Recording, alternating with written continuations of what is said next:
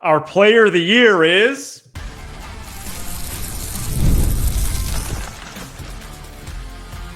Go Cubs. You are Locked On Cubs, your daily Chicago Cubs podcast. Part of the Locked On Podcast Network, your team every day. You are Locked On Bears. Bears fall to the Packers. Just kidding. You are Locked On Cubs, part of the Locked On Podcast Network, your team every day. It's funny. Alongside Sam Over. I'm Matt Cozy. Sam and I are lifelong fans, taking our passion into a discussion with you on all things Cubs. Got to shake it up every once in a while. Thank you for being part of the show and making us your first listen today. And the best way you can help us grow the show is to listen every day, like the video, and comment anything below. Today's episode is presented by Game Time. Download the Game Time app, create an account, use code LOCKEDONMLB for $20 off your first purchase. All right, Cubs talk today. Later in the show, some Matt Shaw and Moises Ballesteros updates and their respective fall and winter tournaments that are going on.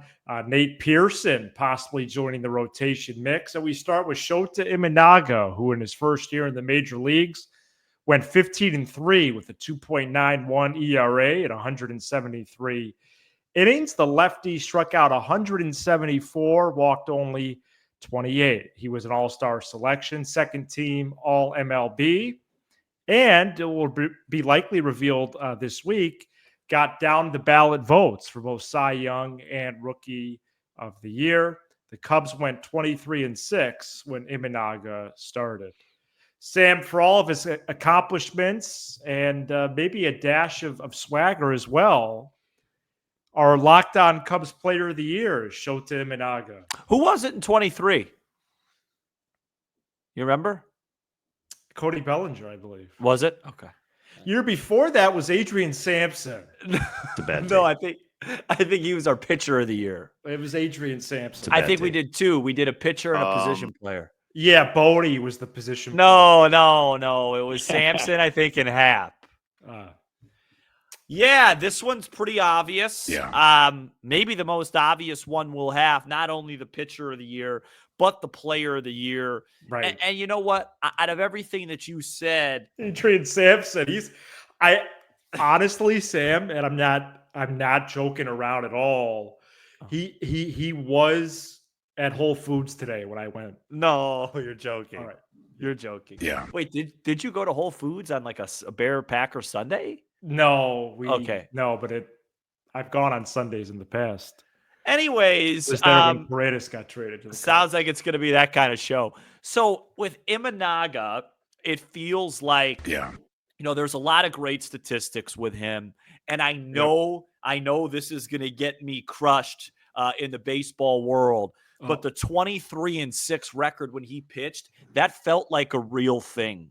Totally. When he stepped up to the mound, it felt like the Cubs were going to win. He delivered when it mattered most. And in reality, his numbers on the season that you mentioned were actually better than you think, because they were really just elevated by like two really, really bad starts. And that's who he's going to be. Wind blowing out, gave up 11 earned against the Mets. If this was like a college situation where you throw out your worst grade, your best grade, throw out your worst grade, best grade, he's probably the Cy Young Award winner. If you throw out his worst start of the year and his best start of the year, and you take the average, his worst start of the year probably added a full run to his earned run average. He gave up 11 runs. Yeah. No, I should have done that, because that's true. He was brilliant. He competed. Wow. He brought energy to the team. You and I were at the affair when he pitched against the Cardinals on that Saturday afternoon, and the Cubs were in the middle of that was the middle of the malaise, the May malaise, I'd like to call it. Well, that was actually in June at that point. June 15th, actually. But it was electric watching him pitch. And he made it fun every fifth day to watch him pitch. He delivered.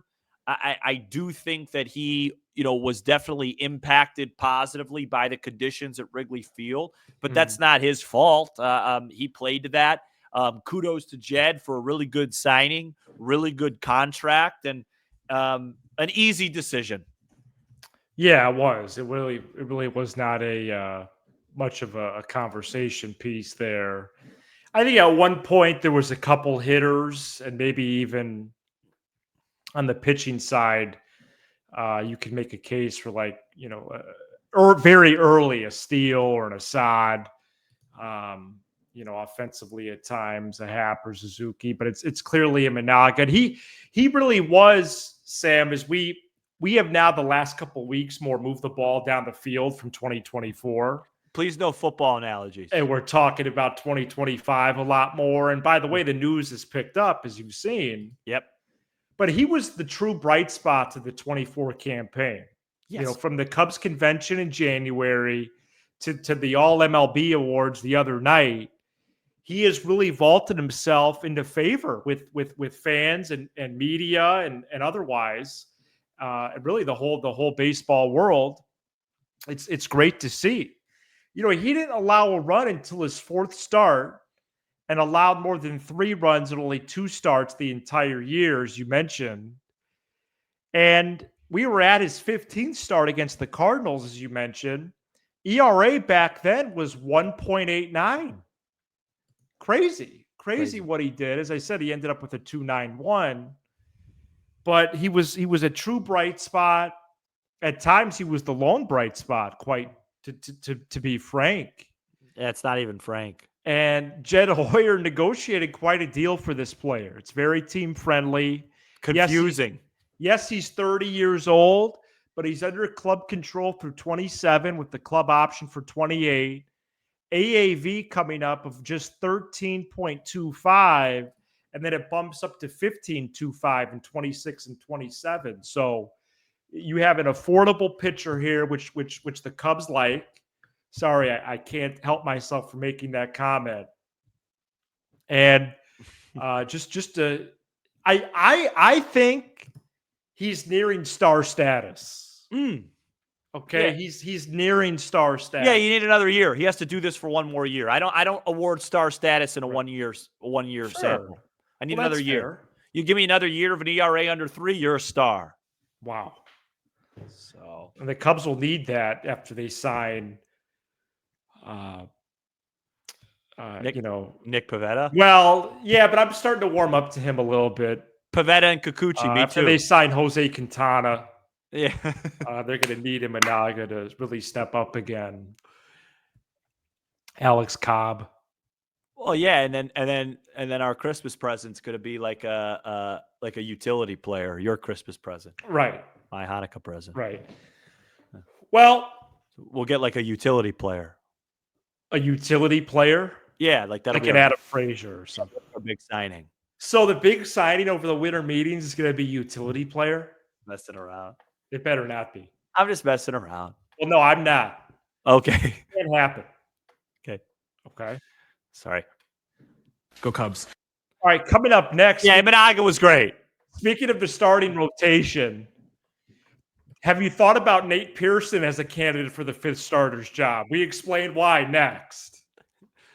This episode is brought to you by FanDuel. Get ready to tackle the NFL, the NBA, college, any of that action you can tackle on FanDuel. It's America's #1 sports book, because right now, new customers can bet $5 and get $150 in bonus bets if you win.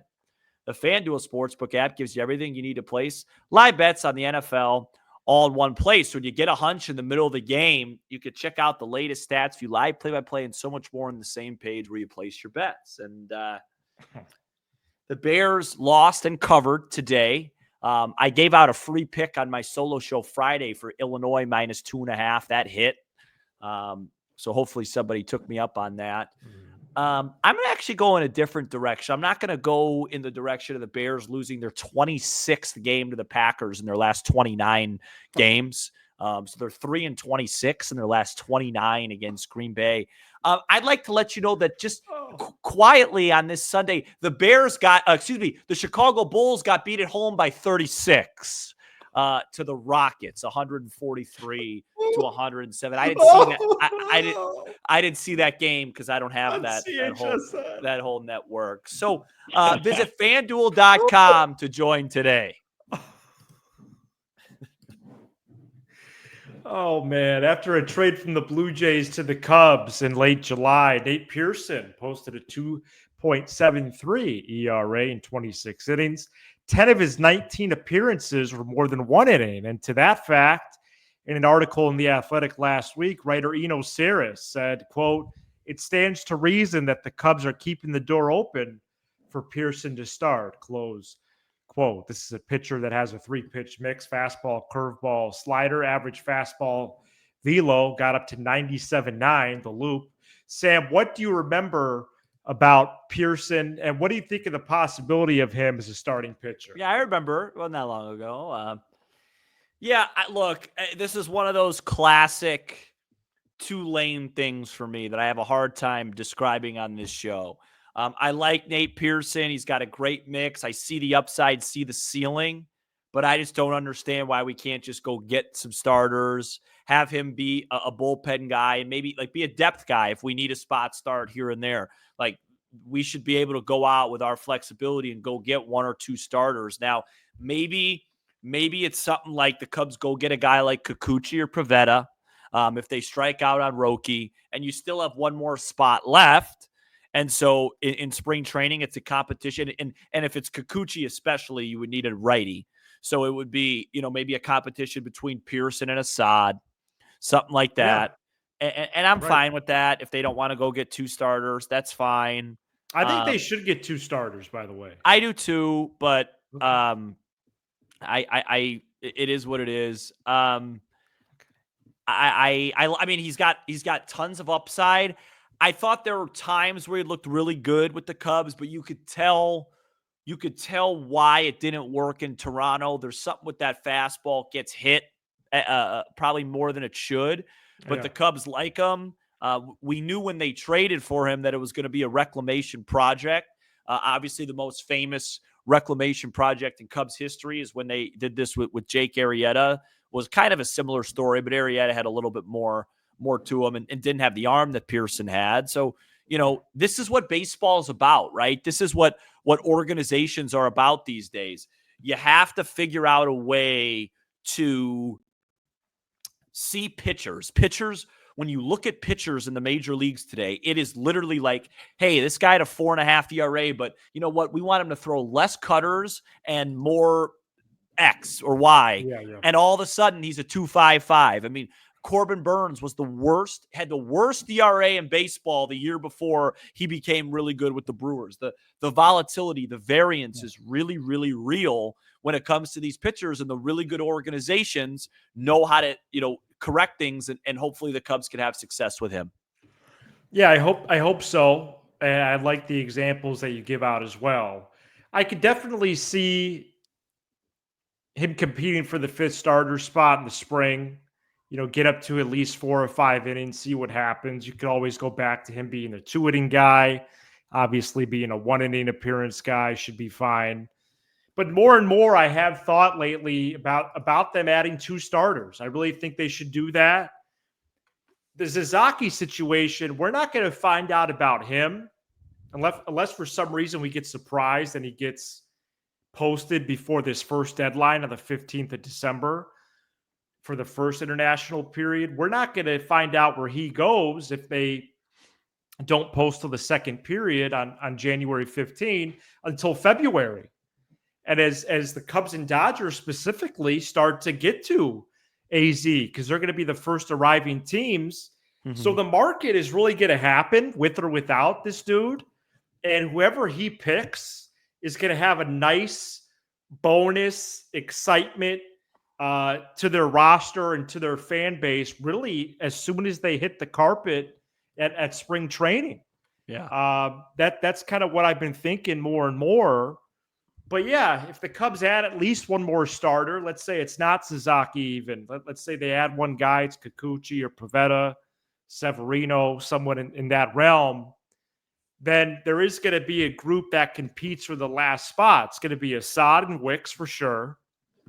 Pearson, maybe Ben Brown, maybe Brandon Birdsell. So again, just based on these exercises, Sam, I think they got to get 2 starters. And that's not to take away from Assad or Wicks or Ben Brown, who we're really excited about. But I just think if Tyone is the fifth starter, you're feeling really good. So yeah, he's not going to be the fifth. Well, if they had two pitchers, he would be, right? Maybe he'd be the best case would be the fourth. If they had two guys that are better than Tyone, that'd be really nice. Yeah. Well, Suzuki and what? Let's say they add. Is Pivetta better than Tyone? I going into this year, I'd have Pivetta ahead of Tyone. Kikuchi's better. Yeah, I would. Yep.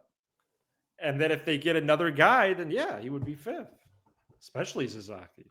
Can I just say that this is about as bad a journalism as it can be, but assuming they don't land a star, whatever they do this offseason is not going to excite me until I see wins on the field. Right. Like, so till March. Yeah, I just let me see them 25 and 15, and then I'll start to go, hey, and I know that's not our job to speak in hindsight, but it's just like, right.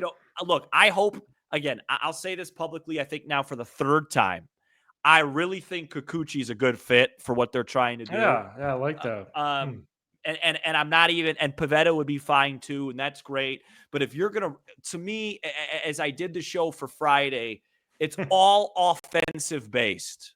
I'm looking at the offense. Totally. I want to see this offense become a really solid offense. And, maybe Matt Shaw's that guy, as I talked about. Maybe Seiya takes the next step. Maybe they trade, whatever it is. Mm-hmm. If I don't get that, it's just I'm going to have to wait until, forget March. I'm going to have to wait till like late April and look and go, hey, I'll tell you how that offseason was when I see wins on the football field. This isn't a situation like the gridiron team in this city where we all knew going into the year if they didn't make one certain move at the coaching position that they wouldn't be taken seriously. And offensive line. Yeah, this is hey, I don't know. Baseball is really weird. All we know is unfortunately, if we don't go out and get that big fish offensively, we're going to have to, and I'm going to put air quotes here, outperform projections. Remember Locked On Cubs where we have to outperform projections. What's our projection as a show, would you say? Are we good outperforming? I think it's good. So this week there is going to be roster movement, Sam, because the Rule 5 protection deadline is 5 p.m. Central Tuesday, and the non-tender deadline is 5 p.m. Friday. Also Central Time. If you had to label our wins above replacement as podcast hosts, I think we're pretty close to 5 WAR guys. I mean, you do a better job on both sides of the ball. I'm more of like a home run hitter, and WAR doesn't really, that's not a big thing there. So I might be like a Schwarber type guy where my WAR doesn't really reflect. Oh, that's funny to think about. My WAR doesn't really reflect my value. And you might be a guy like, like a really solid shortstop or something, or you may be hitting like 282, but WAR's got you at 5'8", 5'9". Wow. And I'm hitting 37, 38 homers, but I might only be like a 4 WAR guy. Right. 3.9. Even. Yeah. Something like that, which was higher than my GPA in high school. Okay. All right, coming up next, we are going to continue our Matt Shaw updates here. Just want to give you an updated stat line on him in the Premier 12 tournament. Also, the Arizona Fall League is officially over, so we'll close the book on Moises Ballesteros. Stay tuned. Hey, today's episode is presented by Game Time. Whether it's a Cubs game, comedy show, or concert, I love going to live events. Now Game Time has a new feature called Game Time Picks that makes getting tickets for your favorite live events even easier. Game Time Picks filters out the fluff to show you only incredible deals on great seats. You don't have to waste time searching through thousands of tickets with killer last-minute deals, all in prices, views from your seat, and their lowest price guarantee. Game Time takes the guesswork out of buying MLB tickets. The experience of searching for and then buying tickets on Game Time is simple. Plus, Game Time is the only ticketing app that gives you complete peace of mind with your purchase. See the view from your seat before you buy so you know exactly what to expect when you arrive. Download the Game Time app, create an account, and use code LOCKEDONMLB for $20 off your first purchase. Terms do apply. Again, create an account, redeem code LOCKEDONMLB for $20 off. Download the Game Time app today. What time is it? It's game time. Matt Shaw is 11 for 19 with 2 home runs and 12 runs batted in 5 games for Team USA in the Premier 12 tournament. Team USA did advance to the Final Four and will return to action later this week overseas. And the Arizona Fall League is over in 19 games. Cubs prospect Moises Ballesteros hit .316 with 5 home runs. Sam, you had a great episode on Shaw on Friday, and I'm excited to see him play 2 or 3 more games this week. And I appreciate that. You don't have to patronize me. It wasn't great. I thought it was a fine episode. I think that's the word. Matt, let me ask you a question. Sure. Where are you at with the Matt Shaw stuff? I did a solo show, and I gave my show wasn't as much, I would say, an opinion or a projection. It was just hey, if this thing's gonna work out, we're gonna need something to come from nowhere, and he's as good of a candidate as any. That was kind of the point I was trying to make. Yeah. Good premise. Where are you on that? Like, where are you on that premise? And before you answer, let me just guess. I think you're kind of fatigued of it all. And you're kind of just like, hey, why can't that be a bonus? And let's just go build a better team. Floor's yours. Well, I am warming up to him. Okay. And if he's the missing piece, then that's going to be fun. It'll be exciting. But again, that's not going to be for a while because he hasn't faced a major league pitch. Yeah, and you don't think there's going to be like a Bryant type adjustment where he just comes quick, he's the rookie of the year, right? I think there could be. Okay. I'm warming up to that. All right. I also think that a lineup with him at second and a stud cleanup would be even better. Yeah. Why can't they have 2 additions this offseason? You trade Horner to Seattle. Okay, pack your umbrella. You put Shaw at second, and you make a separate trade. It took me a second. That took me a second. Here. Well, it rains a lot in the Northwest. Listen to this 1 through 5. I went to Seattle once. It rained the whole weekend. Yeah.